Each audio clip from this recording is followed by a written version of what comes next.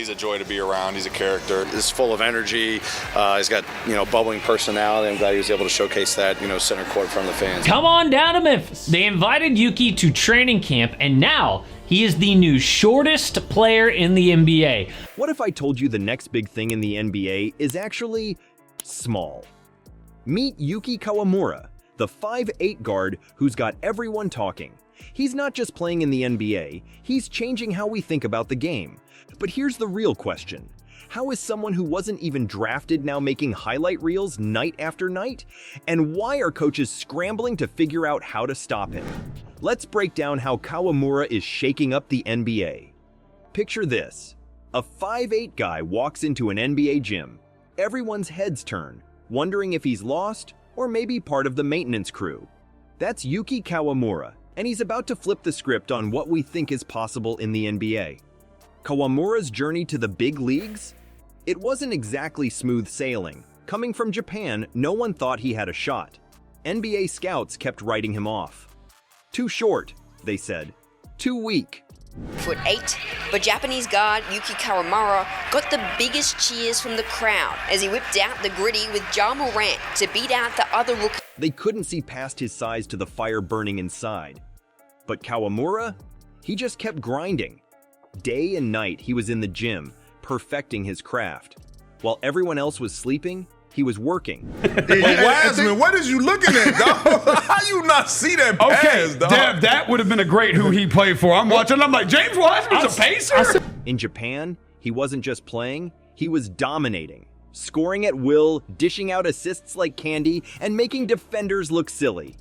Then came the Olympics. That's when Kawamura really showed out. Against France, he went absolutely bonkers. 29 points against some of the best players in the world. But because of his size, scouts thought he would never have a chance to compete in the NBA. So when Yuki got the invite to play for Team Japan in this year's Olympics, he knew he had to make a statement, and that he did. That's not just good, that's straight up ridiculous. He was weaving through defenders like they were standing still, knocking down threes like it was nothing. You know what's even crazier? Kawamura joined some elite company that day. Only 3 players in Olympic history have ever put up a 25-5-5 stat line. Kevin Durant, Liu Deng, and now Yuki Kawamura.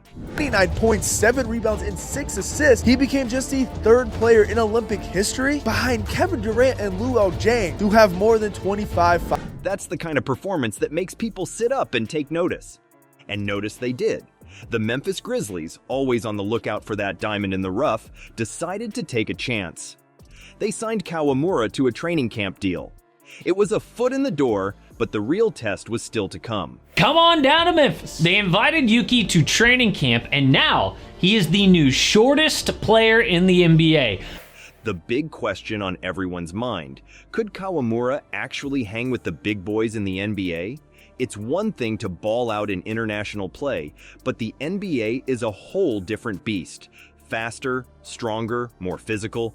Would Kawamura's skills translate, or would he get eaten alive? That's the thing about underdogs, though. They're used to being doubted. They thrive on it. And Kawamura? He was about to show the world that heart beats height every single time. Heart beats height, but can it really compete in the NBA?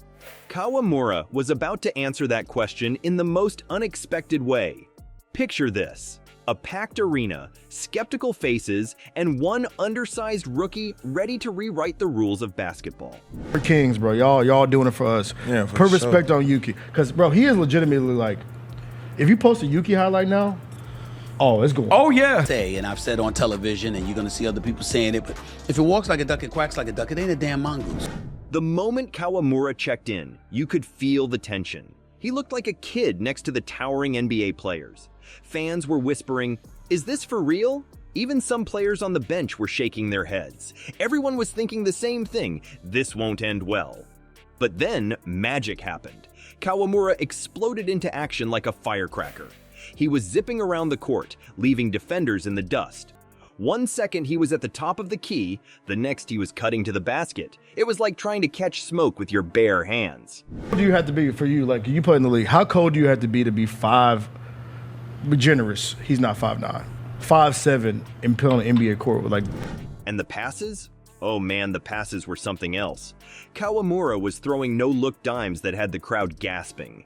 He'd look one way, then whip the ball in the opposite direction. Defenders were spinning in circles, trying to figure out where the ball went. But Kawamura wasn't done shocking everyone. He started hitting step-back threes like it was nothing. Well, his biggest strength is passing. Dude had 10 assists per 36 minutes, which is number 3 overall in the NBA preseason. The crowd went from skeptical to stunned to absolutely electric. Every time Kawamura touched the ball, the arena held its breath, waiting for the next miracle. Then it happened. Kawamura's signature move emerged. He caught the ball on the wing, faked a drive, and then, bam! A behind-the-back pass that threaded between 2 defenders and hit his teammate right in the chest for an easy dunk. The crowd lost it. Even the opposing coach had to shake his head and smile. You know what's wild? Ja Morant, the Grizzlies superstar, was loving every second of it. He was jumping up and down on the sidelines, cheering Kawamura on. By the end of the game, they had a special handshake going. It was like watching the birth of an unstoppable duo. After the final buzzer, everyone was talking about one thing: Kawamura. He wasn't just surviving in the NBA, he was thriving. Reporters crowded around his locker, asking how he did it. Kawamura just smiled and said, "I've been preparing for this my whole life." He's a joy to be around. He's a character. He's full of energy. He's got, bubbling personality. I'm glad he was able to showcase that, center court in front of the fans. Now, the big question on everyone's mind: is Kawamura changing how we think about size in the NBA? Are we witnessing the start of a new era where skill and heart matter more than height? One thing's for sure, Kawamura's not just playing in the NBA. He's reshaping it, one spectacular play at a time. Oh, get up, Pereira! That was a nice lob, too. Oh, then he knocked it down the tray ball. He got a nice form of shot and everything. Yo. So here's the deal. Yuki Kawamura isn't just playing in the NBA, he's changing the whole game. This 5'8" dynamo is rewriting the rulebook on what's possible in pro basketball. You know how everyone used to say you need to be tall to make it? Kawamura's laughing at that idea. What's next for our pint-sized superstar? The NBA better watch out, because Kawamura's just getting started. He's not just surviving out there, he's thriving. Every game, he's pulling off moves that leave defenders scratching their heads. It's like he's playing chess while everyone else is playing checkers. Crazy, right? I don't know how he saw that one. Yeah, that's insane. To Huff. Yeah, now, I don't know how he saw that. That is the most church league-ass reverse right there ever from Huff. Put respect on J Huff, bro.